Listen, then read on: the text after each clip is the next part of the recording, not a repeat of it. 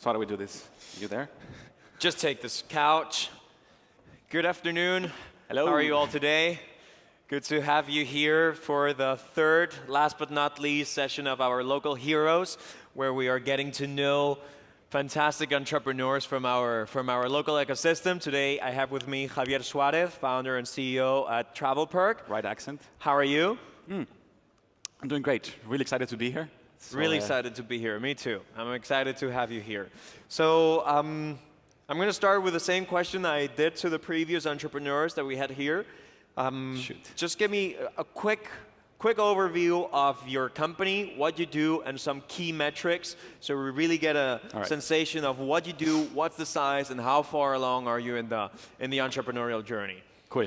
So basically what we do, just so you guys can connect with it, it's basically imagine a current online travel agency like Agencia, right, or like Expedia. And so what we've done is that we've built an all-in-one platform where you can find basically your flights, your hotels, you have the inventory that you would normally find as a consumer, but we've also integrated the inventory that you would find in a traditional TMC, right? So a big opportunity that we saw is that people were not happy with the inventory that they would negotiate, because then they would go into the open market and find much better inventory.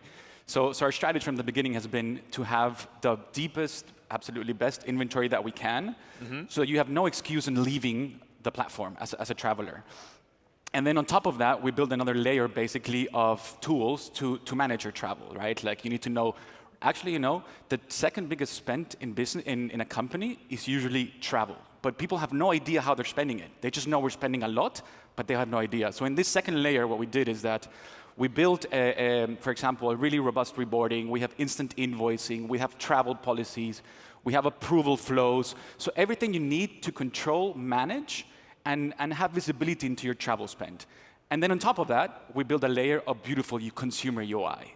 So that's the magic, right? We wanted to give you a consumer UI with a really robust inventory and great control. And that's where we saw the opportunity, basically. Fantastic. And what about the metrics? The metrics. The value proposal sounds very sexy to me, but the users have to decide that. The users, absolutely. Now we're in the lucky position that we are growing crazy every month, so in the triple digits.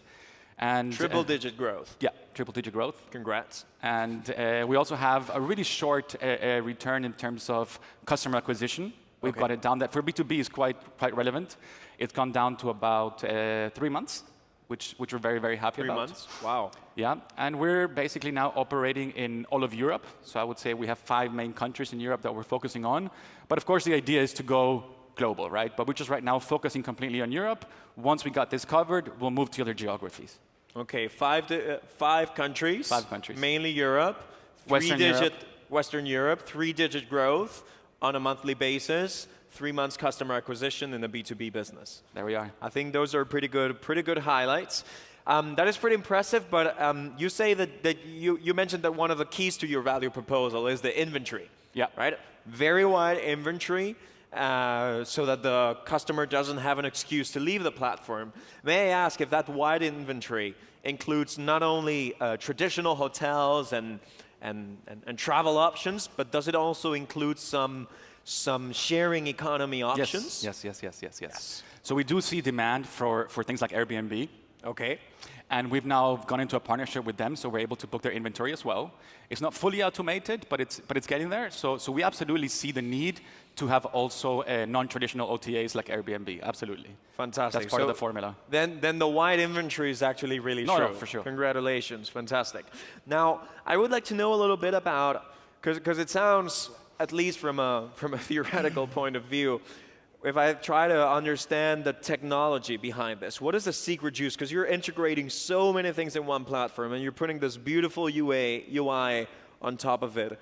What is the secret juice in your technology? Is it an API integrator? How does it work? I think there's not one specific secret sauce. I think it's like you say, it's a combination of a lot of things. A sauce is a bunch of ingredients. Exactly, a bunch of ingredients. And basically, that's the whole magic behind it, right? It's a really, really complex problem to solve to a company, right? So what we're trying to do is we're trying to give companies of any size the possibility to start managing their travel without speaking to anybody, without negotiating contracts, without no hidden fees. So to do this whole thing, to have the inventory, to make it sustainable without charging fees, to give them the customer service that they used to as a consumer. For example, we have 24/7 customer service in most languages at no additional cost. And then on top of that, we've adopted the business model of consumer tools. So we basically make our money from flights and hotel commission, right? Okay. We are trying some stuff now for premium for companies that need quicker SLAs, and it's looking quite good, but it's still in the beginning phases. So to summarize your question, I really think is simply we're giving the business travel industry a bear hug, and we're trying to solve all those things that are not very sexy, but very, very valuable into how companies manage their travel. Like, for example, workflows, reporting, all that stuff. We're just going full on. And I think that's the reason why other people don't want to do it, because it's a bit complex. And there's some boring parts in there. And unsexy is the new black. Exactly. Exactly. And previously you mentioned that you have a B2B business, as you were saying. Correct. And you said that you were managing to onboard customers in about 3 months, which in not on board. We can onboard them in a day. In a day. In an okay. hour. Well, the acquisition process. The cost is back. In our, the return of the cost is in 3 months. The return of the cost is back. Yeah. How? So we cover it in 3 months. What is your lead time then with a new customer? And that depends by company size. It depends on the company size. Yeah. Okay. So small companies, shorter. Small, medium usually have either the office manager or the procurement manager have the authority to simply go and take something. So what's really cool is that now they don't need to talk to anybody. They go, they find TravelPerk, they can sign up, they can create all their travel policies and just deploy the system in seconds. Then you have the bigger companies, and even though we don't charge anything, due to their complexity, they still have to balance it with a few departments. Is HR happy? Is finance happy? And we try to go with them along the way to make it as easy as possible for them, but it's a bit longer, and I would say, 2 weeks. Tell me about it. I'm in consulting. Oh. How is that process then? How do you go on about your customer acquisition? Do you do advertising? Is it through recommendations? Do you have a sales team? What do you do in order to get their attention in the first place? The sales team is right here, actually. I think they deserve a round of applause because the sales teams are always, it's a bottleneck always. Exactly. And thank you for coming. They make the magic happen, actually. But so we have multiple channels, right? We're not putting all our eggs in one basket. We have these guys that basically find companies where they think we might be attractive, and they approach them directly. It could be a campaign on social. It could be a direct mail approach. But to be honest, we're at the lucky position right now that there's so freaking much demand out there that it's just flying our way. And I am bragging a little bit, but it's just the way it is. You are? Yeah. So what is their job then if it just comes in straight away? Well, they come in and they actually make it happen. They convert it, right? Okay. So they knock on our door and then they say, hold on, I got you. And we get you. And I'll do the onboarding in a day. So it's right now we're still in a very lucky position. Let's hope it stays that way. Fantastic, fantastic. And you said 5 countries, is that presence in 5 countries, or do you operate also in more countries? Do you have customers in more countries? So we do have some customers in Asia, in the US, and some other areas of the world, but we're focusing in Europe, just for the sake of focus. Okay. Right? We find Asia, US extremely interesting, but we believe in focus. So for the moment, there's some particular things that we have to tackle in Europe, and we want to be as close as we can to the customer as well. Our offices are in Barcelona. We're probably going to be opening in London and Berlin as well. And the idea is that if shit hits the fan, we can be in your office in 30 minutes. Great. That's the idea behind it. And you said there are some things that you still need to focus on, that you still need to work on. What would that be? For example, we want to make it really easy for any company in any country in Europe to pay instantly, for example. To pay instantly. Pay instantly. For example, to pay by direct debit. So we're trying to set all these payment methods for each country, and it's just a process. It's going to be done, but we want to make it really, really easy for them to work with us. And for that, you do need to localize from a payment perspective and other stuff for each country to make it work. Okay, great. And there is one trend. I don't know how many people are into that trend. It's called bleisure. Leisure. Yes. It's business and leisure. So if I have a trip to Milano Thursday and Friday business trip. I'll stay the weekend and I'll maybe have my partner over or something. Do you see any of that from your platform, or do you see a lot of that? A lot. And it's something that burns me because I would love to open it already. So yes, we see a lot of people saying, hey, this works really good for me for business, but it's exactly what I need for personal travel as well, right? Okay. I can keep everything there. I can have all my invoices, everything I need in one place. But simply, it does bring other complexities, and then the moment you open that, you can't simply let him just book. Then you have to provide a full-on service. So since we simply don't have the resources right now to do both, we're picking to what we want to fix, and it's business. You're focusing on the B2B. We definitely see a very big door in the future to let you allow to do that. Basically, even more, we want customers and employees in general, like travelers, to be able to have their own account. So they're connected to their company account. The day that they leave their company, they should be able to take their account with them.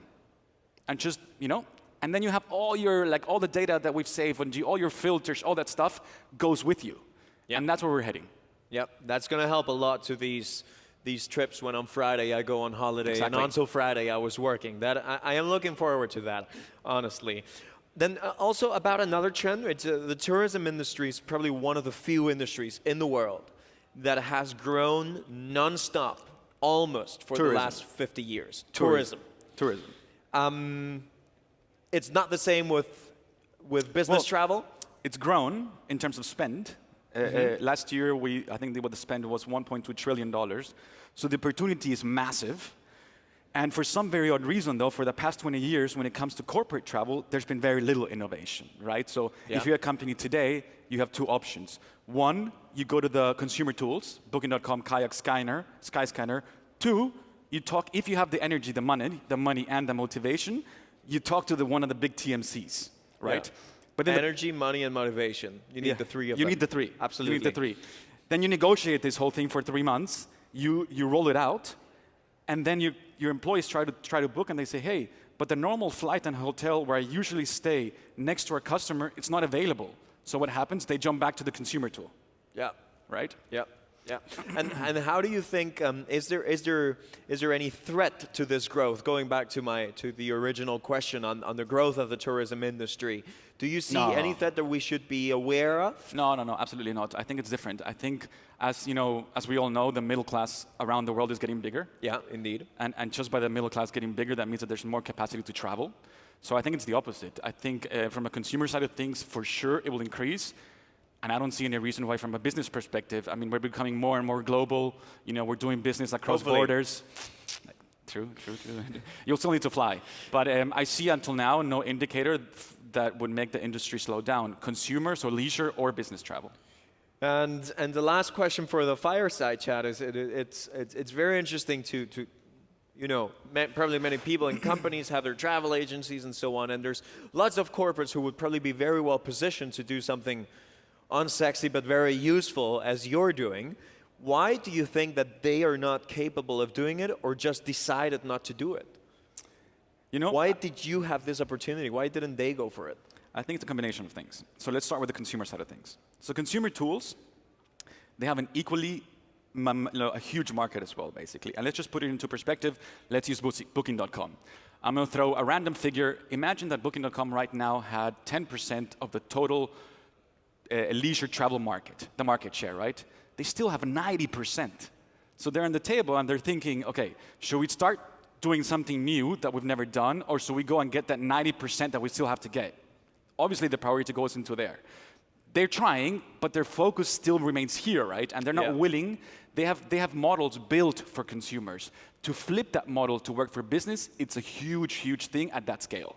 So for that reason, I think consumer solutions are going to have a hard time adapting to the needs of business travelers. And then from a business travel perspective, the corporate management tools, I don't know. I just think that they, again, part of it is the business model that they have. They've created this business model that it's completely around fees. So we have to charge you $50 for that email. We have to charge you $50 for that call. And their companies build around this, right? You can't simply cut off all the fees. You'll go broke. The business model just breaks. It just breaks. And you can't just change it overnight. So that's a really good thing for us, right? We're starting from the very beginning without those fees. We're starting from the very beginning with the consumer model. So I think it's almost an underlying infrastructure that they have that it's very, very hard to change. Yeah, yeah. And then maybe the last point is, it's a pretty freaking complex problem to solve. And I guess nobody has right now the energy to do it. And you're cracking it. We're loving it. It's really interesting to see how even some young companies, like you mentioned, for example, Booking, could be trapped already in sort of an innovator's dilemma where their resource allocation has to go to their core business. They won't be able to... They're not young. They're 20 years old. They're 20 years old. Well, that's pretty young when you compare to some legacy companies that are 150 years old. Fair enough. Some of my customers. Fair enough. Okay, so now we're going to go for the machine gun section. I'm going to ask you to answer to a bunch of questions, ideally pretty quickly, 1 word, 3 words max. We're going to give you a little flexibility. And let's see how it goes. The 2 entrepreneurs before you, they did really well, so I'm expecting... So no pressure. No pressure at all. No pressure at all. So first question, have you ever pivoted? Yes. Who was your first investor, family, fool, or friend? Myself. Myself. Good, not a family, not family to a certain extent. Fool, we don't know. Friend, hopefully.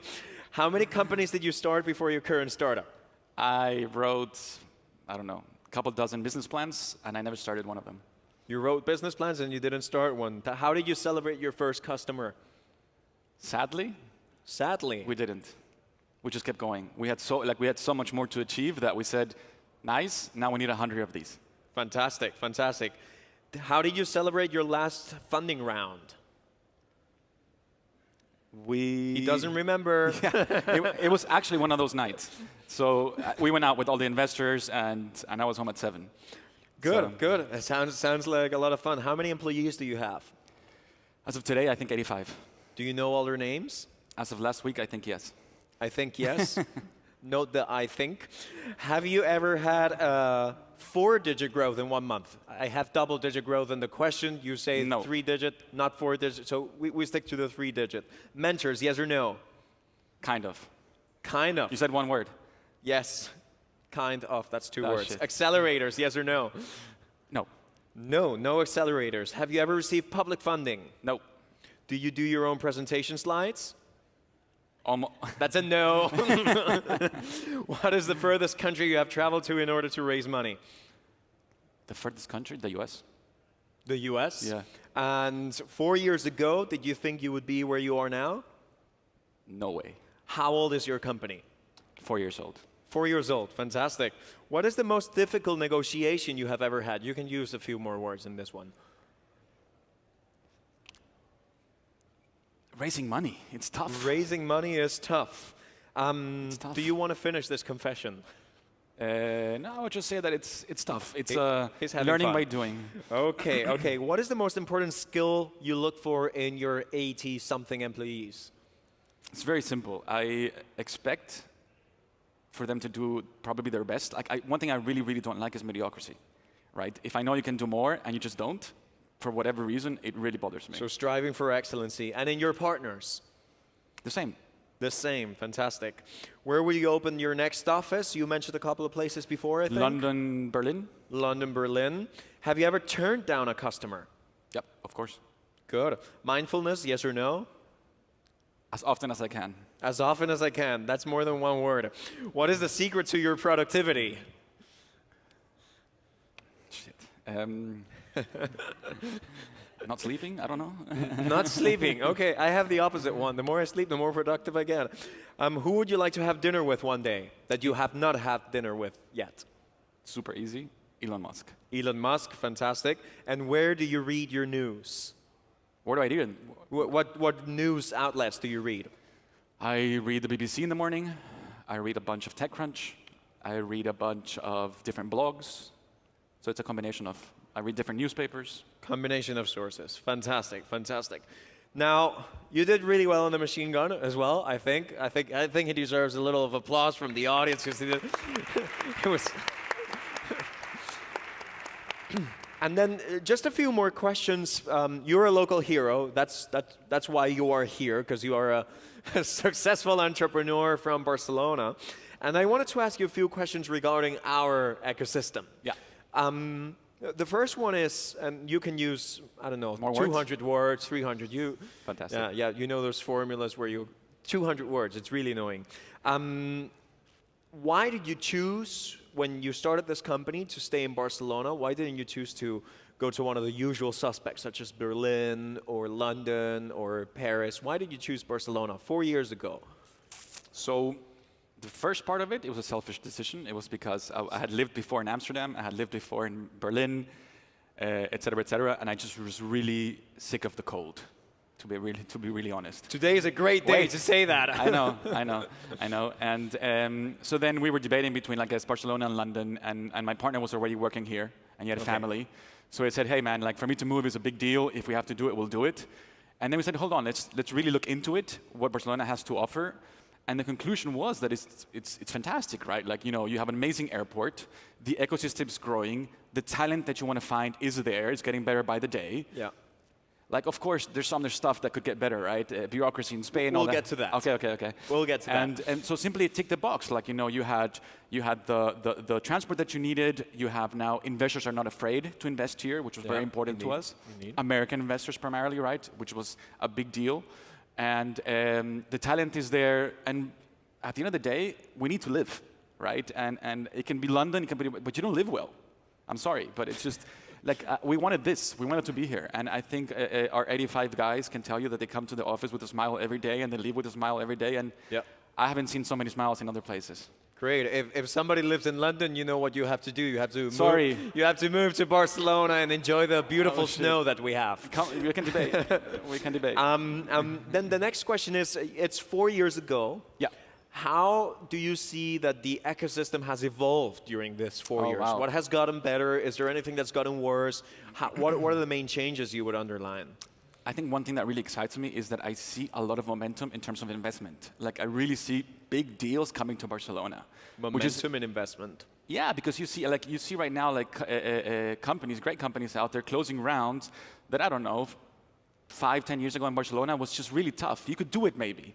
But simply for some reasons, the people didn't like investing outside of the US, like the big rounds. And now they're happening.